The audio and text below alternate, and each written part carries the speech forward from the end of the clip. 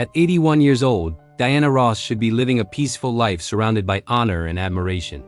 But behind the glittering legacy is a story so painful, most fans would never believe it. The flawless voice, the royal gowns, the global applause, all of it hid a lifetime of betrayal, addiction, and unbearable loss. In 2002, her DUI arrest in Tucson, Arizona, exposed her darkest struggle to the world. But that scandal was only the surface. A murdered brother, a secret child, a marriage that ended on live television. This isn't the fairy tale you were told. This is the heartbreaking truth behind Diana Ross. The journey of Diana Ross began with an accident that changed history. She was born on March 26, 1944, in Detroit, Michigan, and her parents named her Diane Ernestine Earl Ross. But a small typing error on her birth certificate changed her name to Diana instead of Diane. That single mistake followed her into destiny. She kept the name, and it soon became one of the most powerful names in music history. Appearing on over 100 million records, magazine covers worldwide, and the Hollywood Walk of Fame. She grew up at 635 Belmont Street in Detroit's North End, a neighborhood where hardship was part of daily life. Right next door lived a boy who would also become a legend, Smokey Robinson. As children, they sang together, unaware their voices would one day shape American music. Years later, they would share a secret romance that remained hidden for decades. Their bond was built on shared dreams born in poverty. When Diana was only 7 years old, tragedy struck early. Her mother fell seriously ill with tuberculosis, a deadly disease at the time. Diana and her siblings were sent away to Bessemer, Alabama to live with relatives. The separation carved fear into her heart, but also planted resilience. Years later, in 1958, her family moved into the Brewster Douglas housing projects, a place marked by crime, struggle, and survival. But inside that environment, her hunger to escape grew stronger. By the age of 15, Diana joined forces with Mary Wilson, Florence Ballard, and Betty McGlowan to form the Primettes. They practiced endlessly, sneaked into the Fox Theater to study performers, and dreamed of stardom. They boldly approached Berry Gordy at Motown Records, but he told them to finish school first. Instead of quitting, they returned even more determined. In January 1961, they were finally signed. Gordy renamed them the Supremes, a name Diana initially disliked but would soon turn into legend. For years, success escaped them. They released 8 failed singles and were cruelly labeled the no-hit Supremes. Then in 1964, everything changed with Where Did Our Love Go? The song soared to #1 on the Billboard Hot 100, launching 5 consecutive #1 hits and rewriting music history. From that moment on, the Supremes dominated the charts, eventually scoring 12 #1 hits between 1964 and 1969. Only the Beatles sold more records at that time. But as fame rose, unity collapsed. Diana Ross began demanding the spotlight, center stage, higher pay, flashier wardrobes. She answered questions meant for the group and slowly separated herself from Mary Wilson and Florence Ballard. The turning point came through her secret affair with Berry Gordy, the married founder of Motown, in 1967. The group's name officially became Diana Ross and the Supremes. The change shattered the group's balance and sent a clear message: Diana was now the star. In July 1967, tragedy struck the Supremes when Florence Ballard was quietly replaced after arriving intoxicated to a Las Vegas show where her substitute was already in costume. Fired at just 24, she accepted a settlement that took her royalties and even the right to the group's name.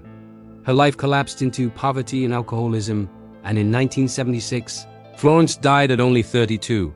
Diana Ross attended the funeral at New Bethlehem Baptist Church, where many blamed her. In 1970, Diana left the Supremes and secretly welcomed daughter Rhonda, whose biological father was Berry Gordy. Her solo career soared with Ain't No Mountain High Enough and her Oscar-nominated role in Lady Sings the Blues. But the success did not last.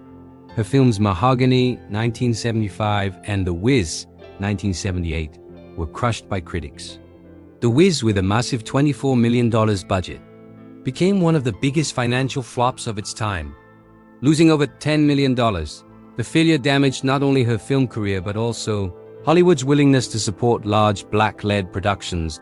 In January 1971, Diana married Robert Silverstein, and together they had daughters Tracy and Chudney. But the shadow of Berry Gordy never fully disappeared.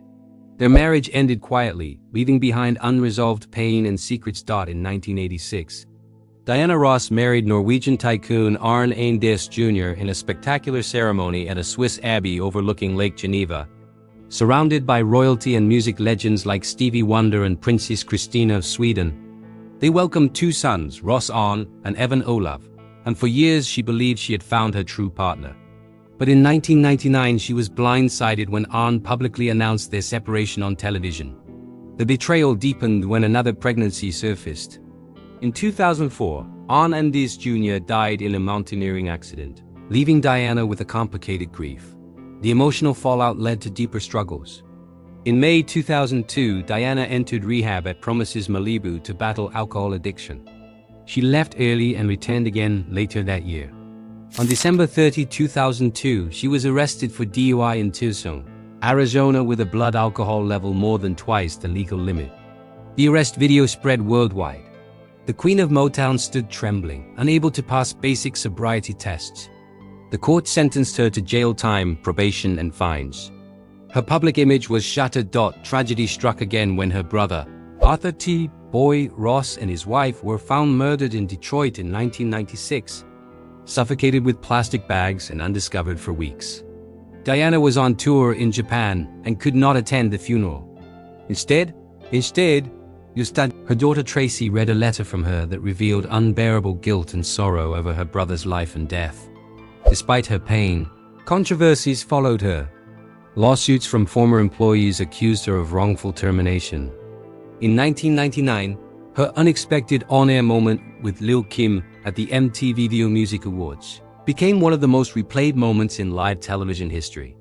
In 2009, following the death of Michael Jackson, his will named Diana Ross as a potential guardian for his children, a responsibility she respectfully declined. Through triumph and scandal, brilliance and collapse, Diana Ross survived a life few could endure. She shattered racial barriers, dominated charts, conquered Broadway, reshaped Motown, and influenced generations of artists. Yet behind the gowns and spotlights was a woman haunted by love, betrayal, guilt, addiction, and irreversible loss. She sang about heartbreak, but she also lived it. From the Detroit projects to global superstardom, from secret affairs to public disgrace, from Oscar glory to addiction and grief, Diana Ross walked a path paved with diamonds and broken glass. Her voice made history, but her life told a story the applause could never heal. Behind the glitter and standing ovations, Diana Ross survived a life filled with storms few could endure. Her music lives forever, but so does her strength. If this story moved you, like this video, share it with others, and subscribe for more powerful true stories behind the legends we love. Thanks for watching.